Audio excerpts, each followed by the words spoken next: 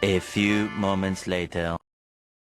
Halo Sobat Belajar, dalam video kali ini kita akan belajar tentang instrumen evaluasi kuantitatif dan kualitatif pada mata kuliah evaluasi proses dan hasil belajar. Apa itu instrumen? Instrumen merupakan alat bantu yang digunakan untuk mendapatkan data dari suatu penelitian, di mana dalam menyusun suatu instrumen kita tidak boleh menyusunnya secara asal. Namun, ada cara tersendiri ketika menentukan instrumen tersebut. Instrumen harus terukur dan teruji secara ilmiah. Apabila peneliti untuk memperoleh data menggunakan teknik wawancara, maka instrumen yang diperlukan adalah pedoman wawancara atau interview guide. Apabila peneliti menggunakan teknik observasi, maka instrumen yang digunakan adalah panduan observasi. Jika menggunakan teknik dokumen, maka instrumen yang digunakan adalah pedoman analisis dokumen. Selanjutnya yaitu jenis-jenis instrumen. Yang pertama, instrumen non-tes. Nah, contohnya yaitu angket atau kuesioner, daftar cek atau checklist, wawancara dan pengamatan atau observasi. Teknik yang kedua yaitu dengan melakukan tes, yaitu tes sumatif, tes formatif, dan tes diagnostik. Tes formatif merupakan penilaian yang dilakukan saat proses pembelajaran berlangsung, sedangkan tes sumatif merupakan penilaian yang dilakukan pada akhir pembelajaran. Selanjutnya, tes diagnostik merupakan tes yang digunakan untuk mengetahui kekuatan dan kelemahan peserta didik ketika mempelajari sesuatu, sehingga hasilnya dapat digunakan sebagai dasar memberikan tindak lanjut. Instrumen dalam evaluasi pembelajaran adalah alat ukur yang digunakan untuk mengumpulkan data tentang capaian peserta didik dalam mencapai tujuan pembelajaran. Instrumen ini dapat berupa tes, kuesioner, wawancara, observasi, atau portofolio. Menurut caranya, evaluasi dibedakan atas dua jenis, yaitu evaluasi kuantitatif dan evaluasi kualitatif. Selanjutnya, kita lihat instrumen dalam pendekatan kualitatif dan kuantitatif. Yang pertama, instrumen dalam pendekatan kualitatif.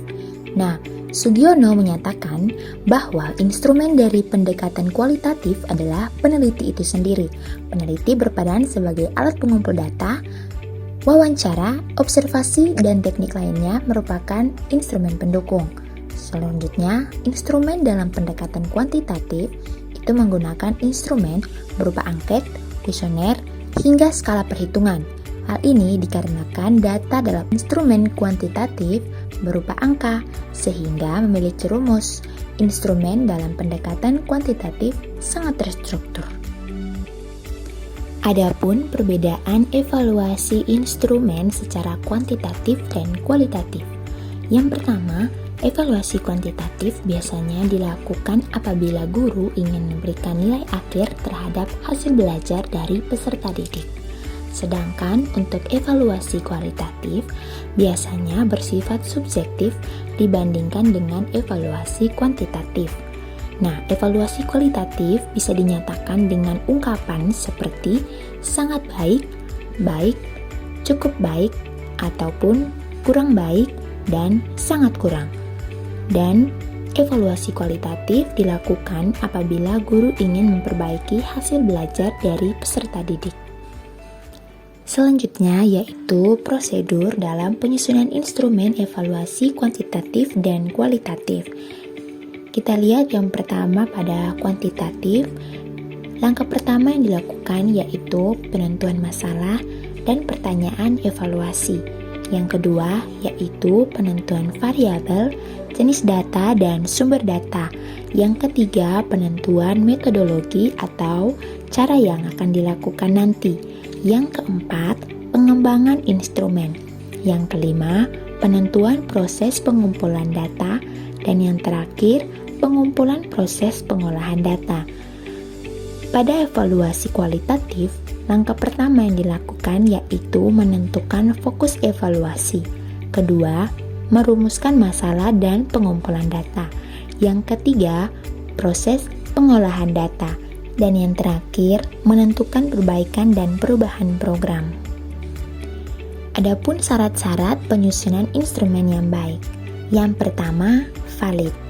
Sebuah tes atau instrumen dapat dikatakan valid apabila instrumen tersebut mengukur apa yang akan diukur atau sesuai dengan keadaan yang dievaluasi. Data hasil evaluasi yang sesuai dengan kenyataan disebut data yang valid. Kedua yaitu reliable. Berasal dari bahasa Inggris yaitu reliable yang artinya dapat dipercayai yang bersifat tidak berubah dari waktu ke waktu. Jika alat ukur tidak dapat diandalkan, maka pengukuran menjadi tidak efektif. Suatu alat evaluasi, baik itu tes maupun non-tes, disebut reliable bila hasilnya relatif tetap jika digunakan untuk subjek dengan karakteristik yang sama secara berulang-ulang. Yang ketiga, objektif, di mana penilaian tidak dipengaruhi oleh unsur pribadi. Yang keempat, yaitu praktis. Tes yang praktis adalah mudah dilaksanakan, mudah pemeriksaannya, dilengkapi petunjuk yang jelas, dan ekonomis. Yang terakhir yaitu kemampuan membandingkan. Tes dan instrumen yang baik harus mampu membedakan kemampuan peserta didik sesuai dengan tingkat kepandaian mereka masing-masing. Selanjutnya kita masuk pada validasi instrumen secara kuantitatif dan kualitatif. Pertama kita lihat dulu yang secara kuantitatif. Di sini ada beberapa metode. Yang pertama yaitu validitas isi, di mana di sini kita memeriksa korelasi antara pertanyaan dalam instrumen penelitian dan konstruk yang diukur, serta memeriksa apakah semua aspek yang diinginkan tercakup dalam instrumen. Yang kedua yaitu metode validitas konstruk, di mana kita mengukur sejauh mana instrumen dapat mengukur konstruk yang diinginkan dengan menggunakan analisis faktor atau analisis diskriminan. Metode yang ketiga yaitu validitas kriteria. Di sini kita membandingkan hasil instrumen penelitian dengan satu kriteria yang dianggap valid. Misalnya, membandingkan hasil tes dengan nilai akademik peserta didik atau siswa. Yang keempat yaitu validitas eksternal. Di sini kita membandingkan hasil instrumen penelitian dengan hasil penelitian yang lain yang sejenis untuk memastikan generalisabilitas hasil penelitian. Yang berikut reliabilitas tes retest. Di sini mengulang pengukuran menggunakan instrumen yang sama pada responden yang sama, namun dalam jangka waktu yang berbeda. Berikut metode reliabilitas internal, di mana kita mengukur konsistensi antara item atau pertanyaan dalam instrumen penelitian dengan menggunakan koefisien korelasi seperti alpha Cronbach. Dan yang terakhir yaitu metode reliabilitas iterator. Di sini kita mengukur konsistensi antara penilaian yang dilakukan oleh dua atau lebih penilai yang berbeda. Yang kedua yaitu validasi instrumen secara kualitatif. Beberapa pendekatan untuk memastikan validitas instrumen evaluasi kualitatif meliputi: yang pertama, triangulasi, yaitu menggabungkan beberapa metode sumber data, teori, atau peneliti untuk memastikan keabsahan dari temuan.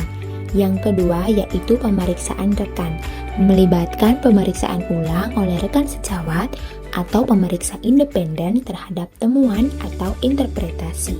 Yang ketiga, refleksivitas, yaitu kesadaran dan pemantauan terhadap asumsi, nilai, dan posisi peneliti yang dapat mempengaruhi interpretasi data. Dan yang terakhir, yaitu konsistensi internal, yaitu memastikan konsistensi antara temuan dengan data yang dikumpulkan.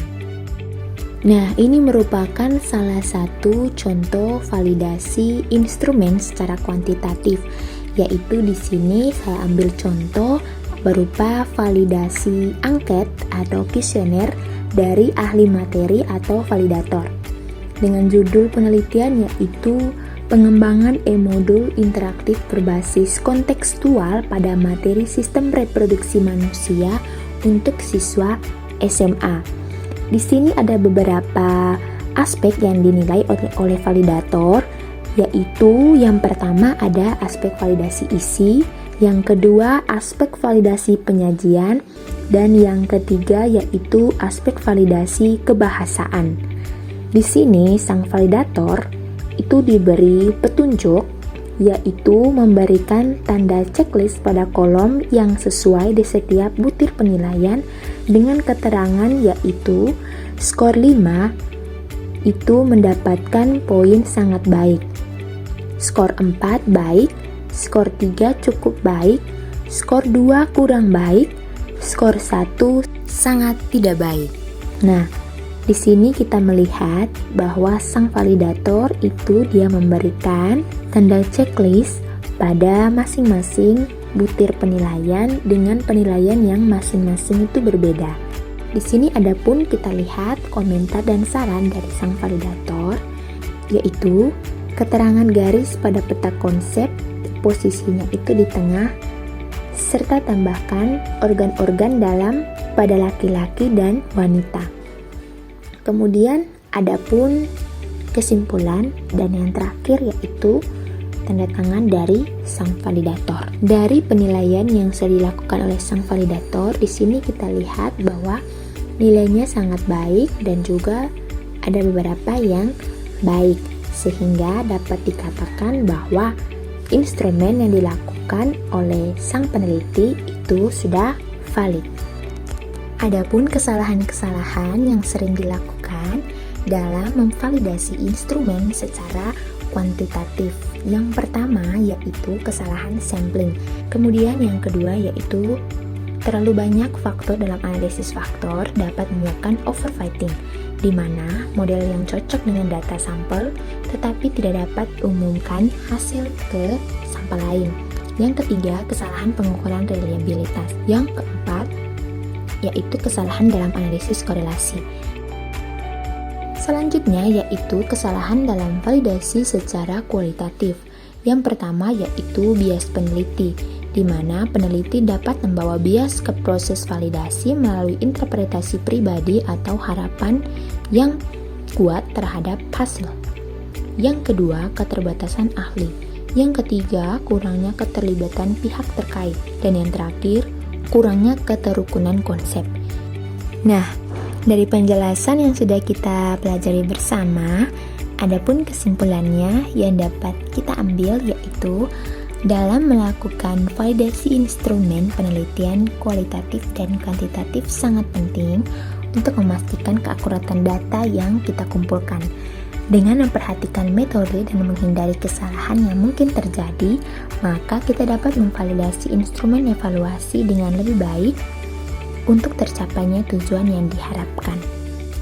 Sekian pemaparan materi yang dapat saya sampaikan. Mohon maaf jika terdapat salah kata maupun kesalahan selama pemaparan materi. Semoga bermanfaat. Terima kasih.